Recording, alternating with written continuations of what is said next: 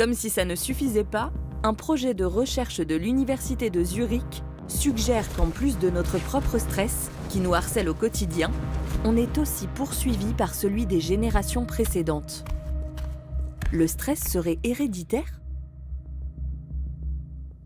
Si on prend une femelle souris que l'on met avec un mâle souris pendant quelques jours, on retire ensuite le mâle, la femelle va avoir des petits 3 semaines plus tard.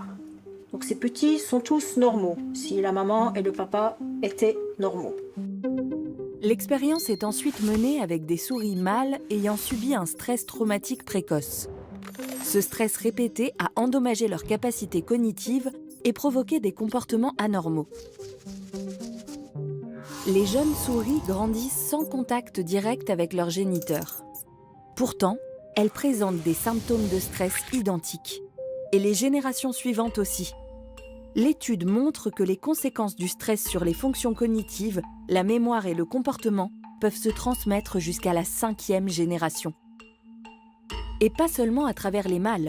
Les séquelles liées au stress peuvent aussi se transmettre via les gamètes femelles. Pas de chance pour les souris. Mais peut-on en déduire que ça s'applique aussi à l'espèce humaine ? Les rongeurs sont aussi des mammifères, donc ils ont en effet des caractéristiques différentes, mais leur génome n'est pas si différent de celui de l'être humain. Ils ont des comportements qui sont assez semblables à celui de l'être humain.